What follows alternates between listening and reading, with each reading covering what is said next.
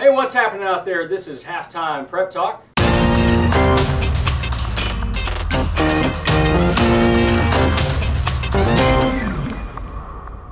We're proud to announce that we're sponsored by Fannin Automotive.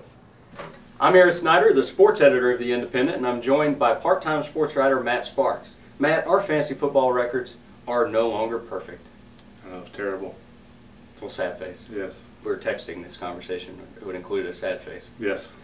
Your kickers scored more points than 3 of your skill guys combined, Matt. That's embarrassing. What happened? Boy, it is embarrassing. Who are you firing this week? Probably myself, for one thing. When Nick Folk, no offense to Nick Folk, but Nick Folk scores more points than 2 of my tight ends and a running back, something should be done, especially since fellow sports writer, I was playing Zach Clemmy this week, and he forgot to fill his lineup out. Yeah, wasn't he starting RG3 who was injured? And Ron Matthews, too. Oh, gosh. And you still lost. Yeah, so I don't know if I could show my face to Rocky Stanley or not. I know, he's the commissioner of the league. He is. And he gave us one rule at the beginning of the season. It's 2 words. Don't choke. Well, I did. You failed. I did. You failed Rocky Stanley. Yeah, you know, and I had, you know, even I'm a Packers fan too, and Jordan Nelson is on my team, and a Packers-Lions game was a defensive battle. 19-7. I've never thought they had with that in a million years. Even got so excited on defense, one of the Lions players celebrated an Aaron Rodgers sack with a little bit too much, jumped up in the air, and then came down and tore his ACL. I mean, he's so excited. He did a discount double check, and then he's out for the season. Had never missed a game in 9 seasons, and now he's out for the rest of this season. But he wishes he had a double take on that one.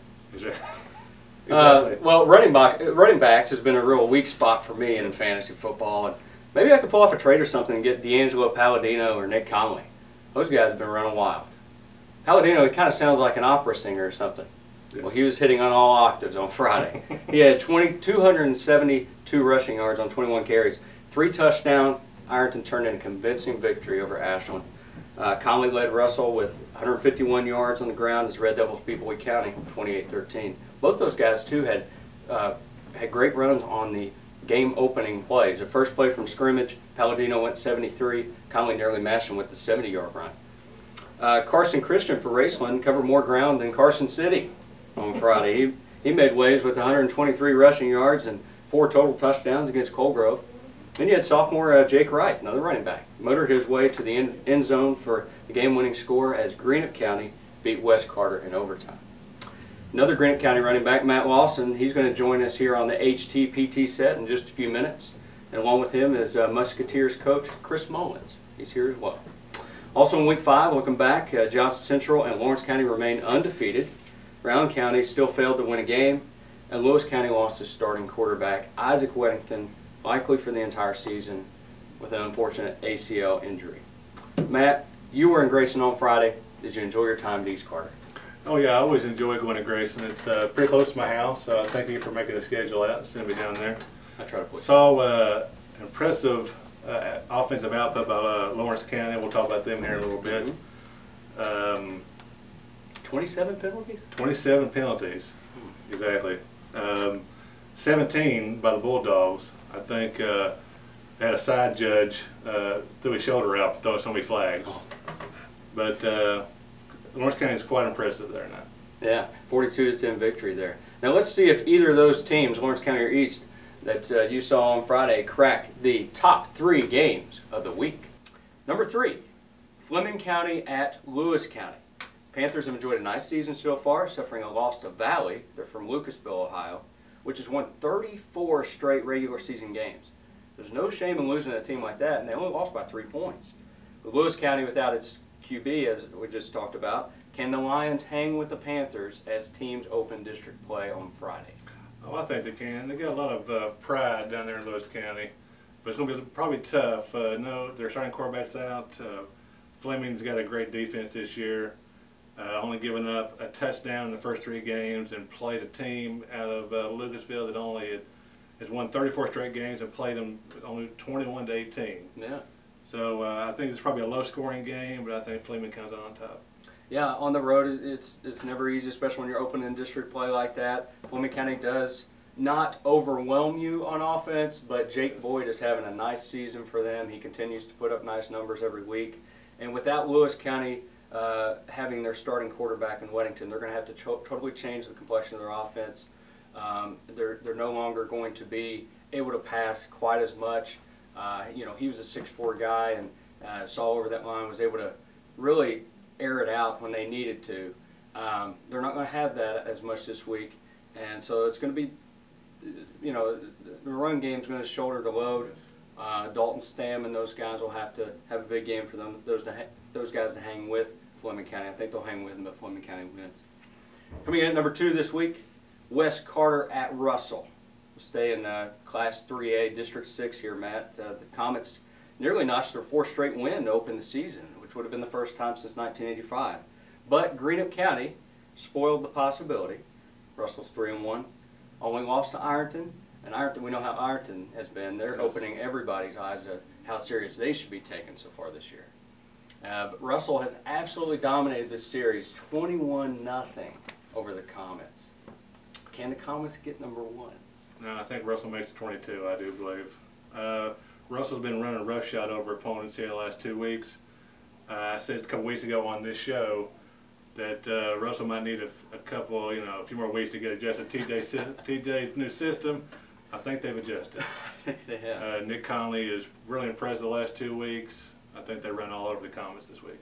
Yeah, and you speak of the running game. You look on the other side of the ball, they've stopped the run remarkably well. Boyd County has some pretty good athletes in the backfield, and Russell gave up only 36 yards on 25 carries, including, their quarterback who can run. And they did throw the ball a little bit. Boyd County did on Russell last week. But as far as West Carter goes, Braden Brown, as good of an athlete as he is, he's more of a running quarterback than a throwing quarterback. That's a run-oriented offense. I think Russell stops them a few times when they need to. Probably pulls out a couple touchdown victory. Yeah, I think Braden Brown is probably one of the better athletes in the area, but I think the defense from Russell is going to keep him in check. Numero uno, Raceland at Lawrence County. The Dogs and Rams dueled to a 38-35 decision last season, with Lawrence County leaving Raceland with a W. Changing the scene to Louisa this year, both teams look just as good, if not better, than they did at this time last fall. It may just come down to who stops who. Quite an atmosphere in the doghouse, I do believe. It's going to be homecoming. Lawrence has played their first 5 games on the road, so they'll be anxious to get back home. That's a good point. Raceland's been pretty impressed with their defense. They've been really impressive. And last week, they had 343 rushing yards against a physical, tough defense in Colgrove. Lawrence County coming off a 355-yard performance at East Carter. They're running the ball great. Lawrence County has so many options on offense. And plus, Timmy is going to be back in the fold this time. So I think I said Lawrence County by 6. Wow. Back and forth probably a game in the second half. I think Raceland by 6. Lawrence County by 6, I'm sorry. Lawrence County by 6 is Matt's pick. Raceland's going to be all over me if I pick against them again. I tell you, I think I got like 5, 6, maybe 7 texts or tweets from Raceland people after they won. The lovely Raceland people. I actually live in Raceland too, and they've been all over me too for a couple of your picks. So. Sorry about that. Sometimes it's hard to go home. Well, I picked Colgrove to beat him last week, and at halftime, Colgrove led 26-23, but Raceland's defense really stepped it up, and they I think almost shut them out. Yeah, they gave up 6 points there in the second half. So they almost shut them out, and they had shut out Greenup the week before Raceland did. So Raceland's defense has been impressive, although they do sometimes give up the big play. And Lawrence County is prone to making that big play. I think Lawrence County makes maybe one more big play than Raceland does this week. So I'm going with the Dogs in Louisa in a very hard-fought tough. I think it'd be tough for me to go home too if I just picked against Raceland just now. But I think Lawrence County's going to make just enough plays in the second half to pull that game out. A battle of great quarterbacks too, Grant Kaiser and Josh Young. All right, we're going to bring in Chris Mullins from Greenup County, the head football coach there. And so Matt, we'll bring you back here in just a little bit. We're going to talk to Chris Mullins and Matt Lawson. we're proud to announce that we're sponsored by Fannin Automotive. All right, HTPT guest this week, Coach Chris Mullins, Greenup County football. Coach, it's great to have you on the show. Thanks for coming down. Yeah, it's a great day. It's a beautiful day, and any time's a good time to talk about football. Absolutely, and Greenup County football, it's getting better. It's getting better. A thrilling overtime win on the road against an up-and-coming West Carter team, I thought, on Friday night. So who got the game balls after that one?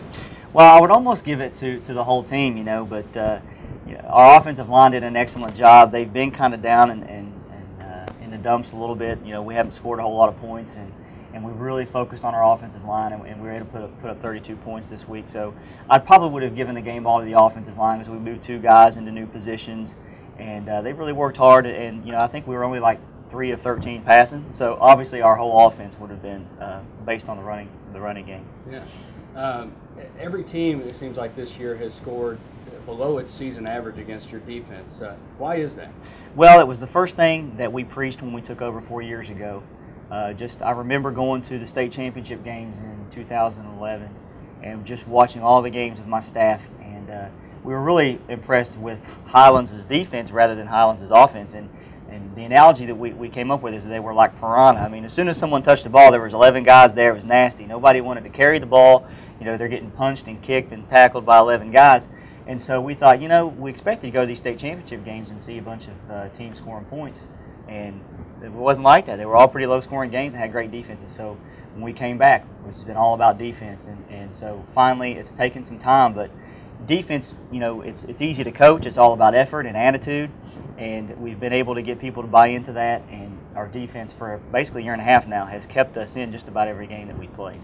Seems like every year, though, you guys kind of run into some bad luck, which, plenty of teams do throughout the course of the season. But it seems like every year you have key injuries in key spots.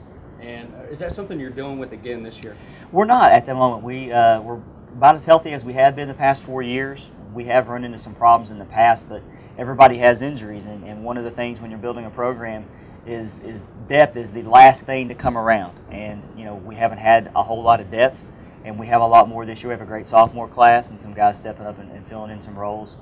Jake Wright has had a great season for us, kind of filling in while Ryan Berg gets his knee back to 100%.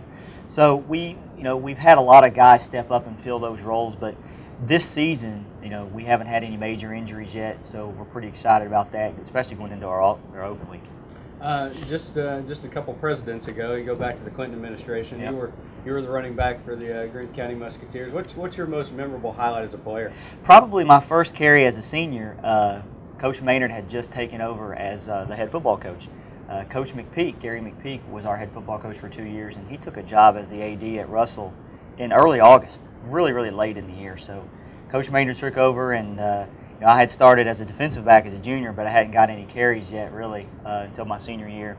And the first carry was against Russell, and it was about 70-yard run, but I got caught from behind by this kid, Eric Day, who ended up finishing third that year in the state 100-meter dash or something like that. He actually missed the tackle on the line of scrimmage and fell down and then got up and chased me down. And so I didn't realize it until after the game, but it's still something that kind of sticks with me. It's kind of funny.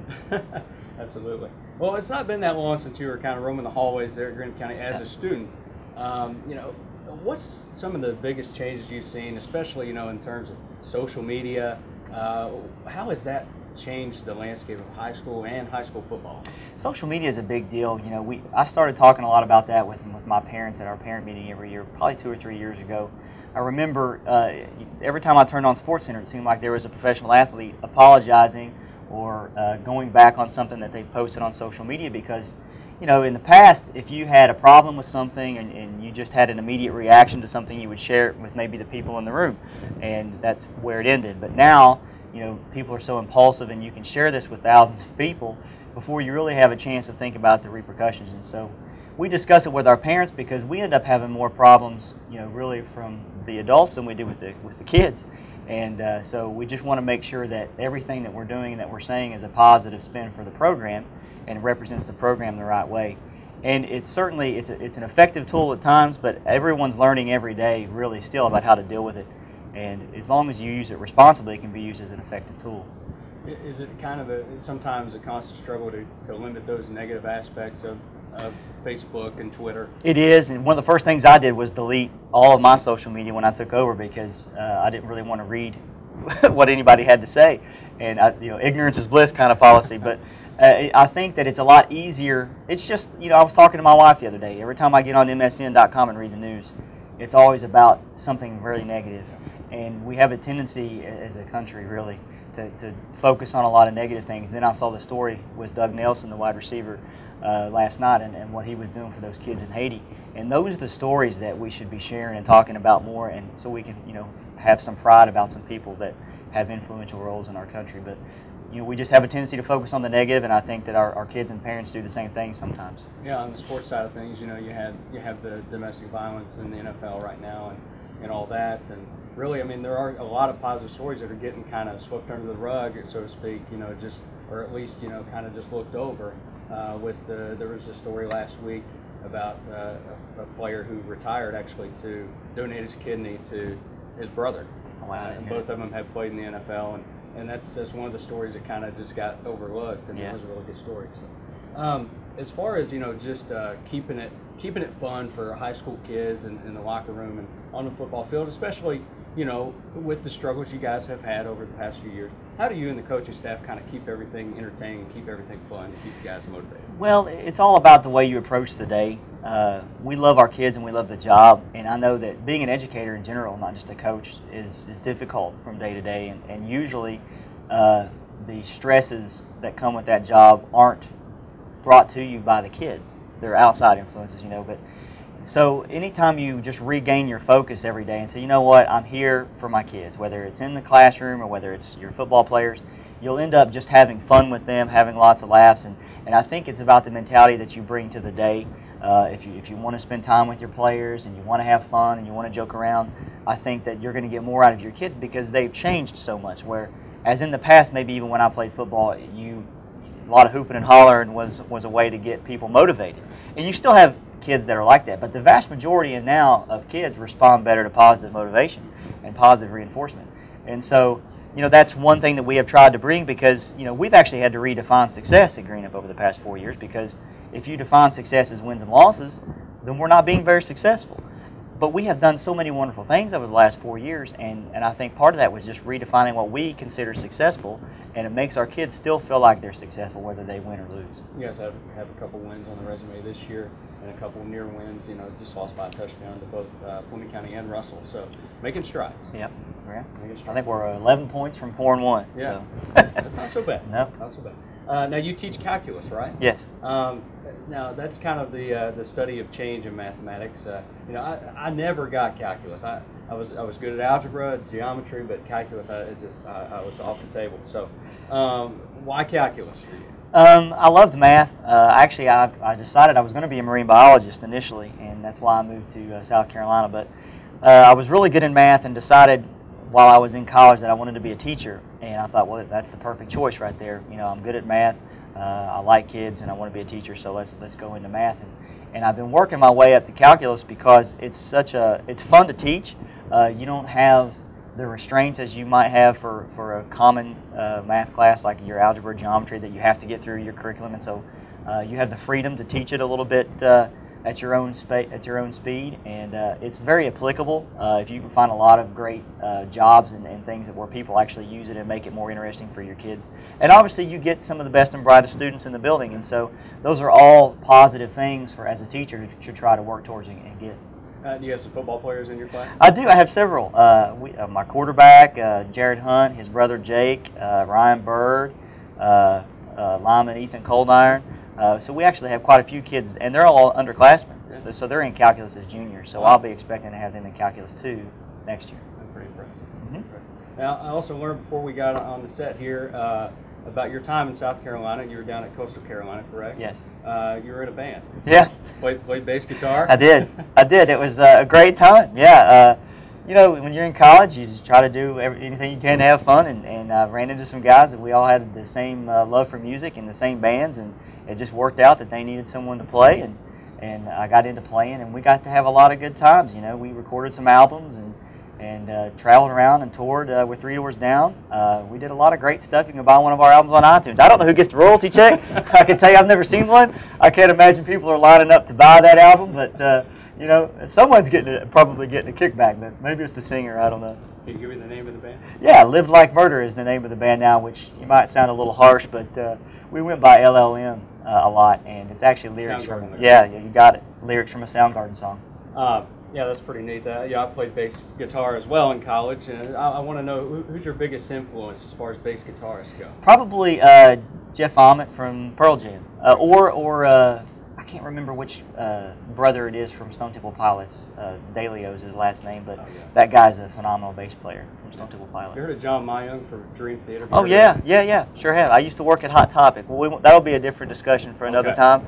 But we'll save that for later. We used to listen to stuff like that at Hot Topic. So you got it. Well, Coach, it was good to talk to you a little bit about stuff other than football as well. Great to have you down here. We're going to bring in Matt Lawson to take your place here on HTPT. All right, thanks a lot. Appreciate it. We're proud to announce that we're sponsored by Fannin Automotive. All right, we're bringing Matt Lawson to HTPT. Matt, it's good to have you down here. It's good to be here. Greenup County senior football player. Has it hit you yet that this is your senior year? Not yet, but it's slowly, as the games have progressed from week 1 to week 2, time just kind of blurs together, especially when it's football season. It just kind of blends all together, and being a senior, it's a different feeling, definitely, but no, it has not hit me that this is it. Yeah, and that's okay. It's not over yet. Right. Quite a few games left, a lot of season left. Now, before this season began, your coach, Chris Mullins, who we just had on, called you a warrior. How did you react to that? How did that make you feel? It was awesome. It was definitely one of the best things he's ever said about me. I have a lot of respect for Coach Mullins, but definitely being titled as a warrior and a team of 50 players, that's a pretty incredible feeling. How has Greenup County football changed since you were a freshman? You know, when I was a freshman, we came in and we lost 26 seniors to a team that was 5-5 that had the 3rd-ranked offensive line, the #1 ranked running back in the state of Kentucky, and we knew going in that it was going to be a rough year and that it was going to be a tough time. But definitely, since my freshman year, we have taken leaps and bounds in the right direction, and this year's football team is a completely different feeling than what I've ever had. I know you guys have missed out on the playoffs in each of the past 3 seasons. You know, maybe you feel like you have a chance this year. I'm sure you do. You know, they're finishing 3rd or 4th even in that district is an accomplishment. I'm sure you have goals of finishing higher, but what would it mean to you, even if you do have to travel to a Cub Cats or Highlands, what would it mean to you to help guide this team to the playoffs this year? You know, I think for me personally, it's an accomplishment, and for our football team, I think it's an accomplishment. After going 0-20 for 2 seasons and then having a rough year last year, and then now finally getting to the point where we're a good football team, we compete with area teams. I think that going to the playoff and playing in a playoff atmosphere would be phenomenal for our football program, and it's definitely what we need considering we have a lot of young players. You're running back on offense. You've led the team in touches in each of the past 3 seasons leading into your senior year. Had 62 yards on 7 carries against West Carter. What is it? I mean, I know you're kind of like a workhorse out there, aren't you? I mean, you ever get tired? Definitely, yeah. I think there's a drive, our second drive at West Carter, I ran the ball 6 times in a row, and even being as in good a shape as what football players are, that's a tough task. Absolutely. Now, your role on defense this year is outside linebacker. Yes, sir. Right or left? We swap. It just depends on what team we're playing and the feel for the offense that we're running against. The defense has been really a strong point this year for you guys. What do you feel like has been the difference on that side of the ball? Well, like my head coach said when he came on here, since his first year, they've preached defense at us, and I think that as a football team collectively, that's our mindset. We're a defensive-minded team. We want to be rough and physical and abusive and let teams know that we're not just a pushover team. We're not a team that somebody can just come in and smack us in the face and do whatever they want to us. And it's a pride thing. It really is. Having our defensive coordinator come back was definitely a step that we needed and something that we really needed because he's the cornerstone of everything that our defense is. But it's all about our mindset. And we preach it every defensive practice, every day at practice. When we're on the field on Friday nights, it's all about getting to the ball in a bad mood. And we've made it work this year. Who's your defensive coordinator now? Clay Couch. As far as the defense goes, I mean, really, it's kind of, you could say it's kind of won you a couple games, and it's at least kept you in a couple more. That Russell game kept you guys involved right into the very end, and then Fleming County kept you right in it to the very end. So that could go a long way in the way you guys play the rest of the year if that defense keeps playing like it does. Oh, definitely, definitely. Do you have a favorite college team, or do you have a favorite NFL team? Well, my college teams I'm kind of split between. I'm a Louisville fan, and then LSU football has always been my family's key college team. Oh, there you go. NFL-wise, I'm a Colts fan. Okay. From the Peyton Manning era, carried over to Andrew Luck, but Colts are my team. A little tough start for the Colts this year, 0-2, I think, but then they won last week handily against the Jaguars. So they just had to get it figured out. There you go. That's all it was. They just had to get a feel for it. Andrew Luck's pretty solid, isn't he? Oh yeah, he is. He's definitely a. He's going to be a phenom. He's just give him a couple years. Yeah. Well, the Louisville thing, we won't go at it here. So, right. I understand. Yeah, a little dividing line here. No, I'm just kidding. As far as your life after high school and after football, what do you see happening after high school and after football? Well, actually, this summer I made a pretty big decision. I turned down. I've got a couple letters from Marshall. I've got some letters from KCU to play football, and I could go and play football, but I took kind of a selfless decision and decided to join the Marines. And I enlisted in the Marines on June 6th of 2014 this year, and that's what I want to pursue in my life, at least for the next 8 years. So, and after that 8 years, who knows where it'll go? I mean, just kind of playing it by ear right now, but the Marine Corps is where I'll be after I graduate. Impressive decision. What led to that? You know, it was kind of a character change for me. Going my freshman and sophomore year, and this ties back to football, I was kind of a more self-centered person. It was all about me. I wanted to have the most yards, the most carries, the most touches, and I got that, but it didn't really benefit me any. And Coach Mullins has worked on me since I was young, because I've started for him for 4 years, and he kind of preached the selflessness. And after I tore my ACL, and I saw that it takes an entire team to win, and we started winning football games, and then coming back from my senior year, I think that it was more just a selfless decision. I wanted to make a difference in something and know that I'm a part of something bigger than myself. So that was kind of what led me to decide that, hey, I'm going to go fight for my country. That's awesome. Very admirable decision on your part. Thank you. It's great to hear that. Matt, great to have you on the show. It's good to be here. Good to spend the time with you, and good luck the rest of the season. Thank you. We're proud to announce that we're sponsored by Fannin Automotive. Welcome back to HTPT after we just allowed Matt Lawson to exit the premises, and he was great. He was great. So was Chris Mullins. We enjoyed having them on. I want to add this in about Chris Mullins. Greenup County's football coach and his wife are expecting their second child, and it's scheduled to be born next Friday, and it's going to be a boy, and his name's going to be Graham. They already have a son. They already have a son named Liam, and Mullins. You think about this, though. I said next Friday. No, they're playing Rowan County. Their first district game. Their first district game. Talk about pressure. Yeah, no doubt, no doubt. So his wife is going to have Graham that morning, and Coach Mullins is going to be around to support her and be with the baby for most of the day, and then he's going to the game and coaching the game against Ray Graham and the Rowan County Vikings. So it could be an interesting October 3rd for the Mullins family. But we want to congratulate Chris Mullins and his wife for having their second child in advance. Now remember to follow us on Twitter. We got Matt Sparks at the RP, and the RP's capitalized. Yes. 33. At the RP 33, and I'm at the Independent QB. And as always, include the hashtag HTPT, all caps. If you want us to talk about anything that you would like to talk about, keep it appropriate, please. You can ask us questions or send us comments, and we might talk about those here on the show. Come back next Thursday at noon for more HTPT on our website, dailyindependent.com, YouTube, or Facebook. What's going on in other sports? Let's talk about that real quick. Okay. Fall's officially here.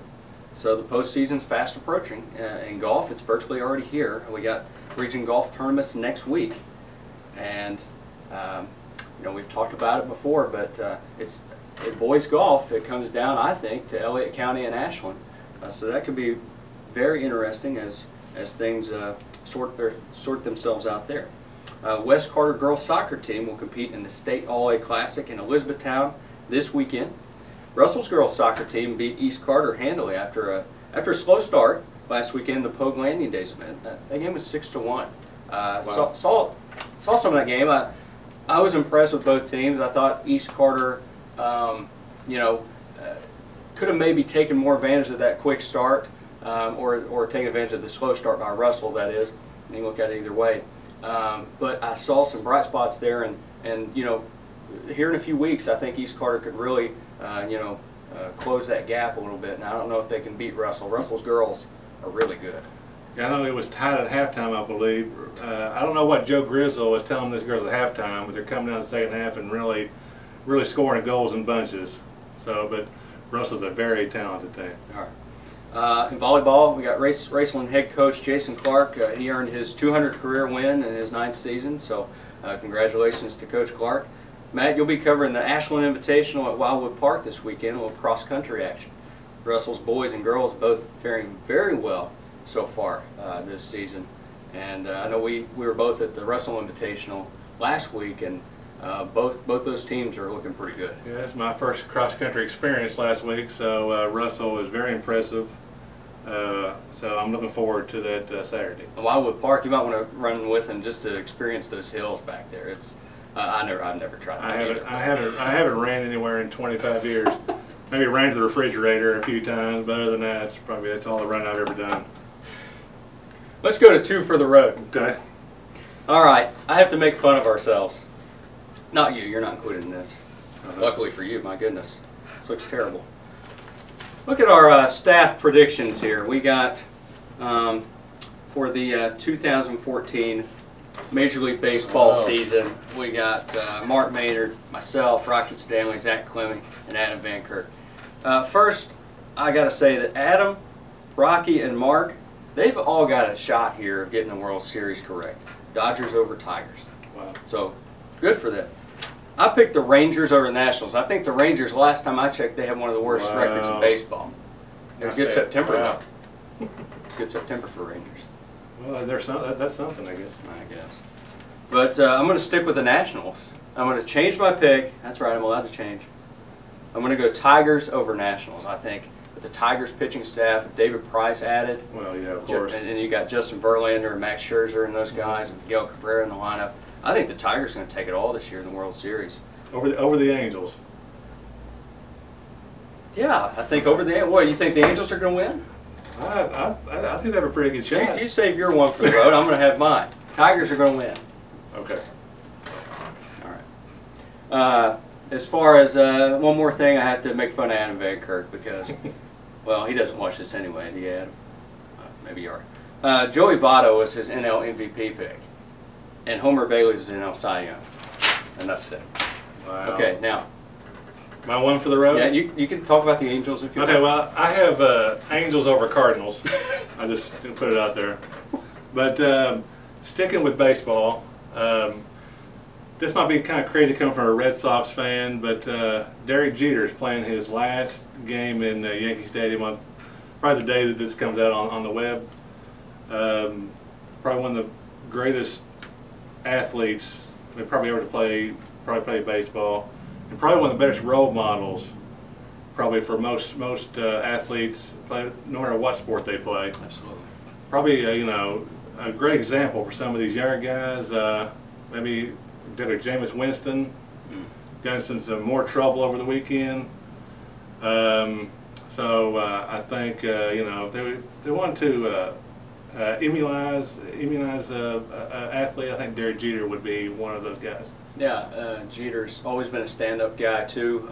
He's, you know, being in that market in New York, that's, you know, tough to stay out of the tabloids and stay out, you know, stay off TMZ and things like that. But he's done it, and I think he's done things the right way on and off the field, and it's something to really. That is like New York is like the media capital of the world, Yeah. and with social media is, you never hear anything bad that he's ever done. I'm not saying he's perfect or anything, No, but of course not. But if you're trying to pick an athlete to be a role model, Yes. I mean, he has been one. I do believe. Well, we want to thank you for watching Halftime Prep Talk. Once again, brought to you by Fannin Automotive. For Matt Sparks, I'm Aaron Snyder. We'll see you next time.